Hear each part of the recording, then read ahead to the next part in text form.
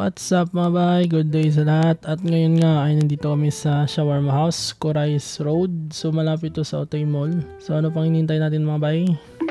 So ito na nga, yung lagi in order namin is kabsa boneless yan, 24 reals. Tapos sa taas naman, yung pangalawa, yan, mixed grill. So kebab yan mga bay, chicken at saka meat. Tapos may ano din, cubes na chicken.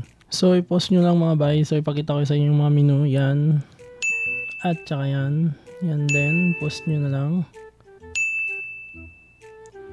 At pumunta nga ako sa terrace mga bay, kasi usually yung mga branch ng mga shawarma house malalaki may terrace. So dito talaga napakaraming tao, pero ngayon wala. Parang kami lang yata yung nandito. A few moments later. Dumating na nga yung order namin mga bay. Kita nyo naman napakasarap. So yan yung boneless kabsa. At syempre sa kabila, ito yung mixed grill, chicken at meat. At hindi na nakatiis si madam. Bumira na at gutom na daw siya. So tingnan nyo naman mga bay, wala ganong tao. So makakain tayo ng bonggam-bongga nito. Eh tayo bibira na rin mga bay at gutom na ako. So syempre napaka-juicy nyan. At unang subo para sa lahat. Sausaw muna. At yun na nga. So talagang isa nga to sa pinakamasarap na kabsa mga bay, kasi nga boneless siya. Tingnan na naman si madam mga bay, busog na busog yan at nag-i-enjoy sa pagkain. So kung hindi pa kayo nakapasyal talaga dito ay dapat mong puntahan. So marami naman branch yung shawarma house.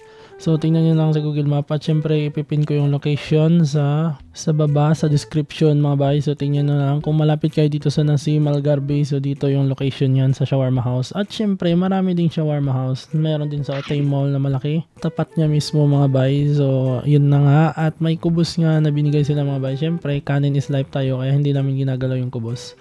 So, favorito nga ni madam dito mga bay sa lahat ng kabsa. Dito talaga yung pinagusto niya. So, yun dun pa siya sa Habib. Talagang ito yung in-order niya pag nag-duty siya ng Friday.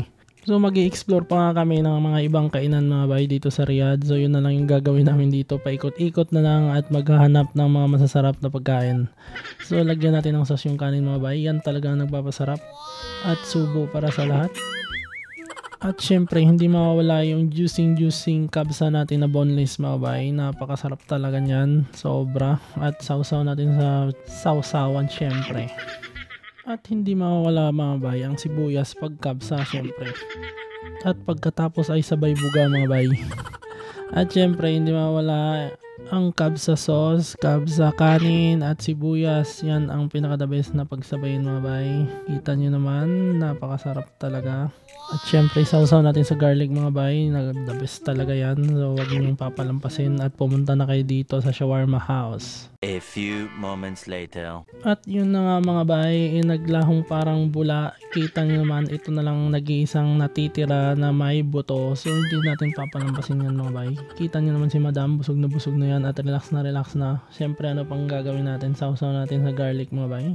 At syempre, tirahin natin mga bay at wag tayo magtira ng kahit anong bakas. Ay baka magsumbong pa yan sa loob. Syempre, ubusin na yan. So kita nyo na mga bay, clean up na at ready to pack up na. At parang ako'y bitin pa nga mga bay at gusto pang mag-order pero wag na. So yun lang mga bay, mat salam.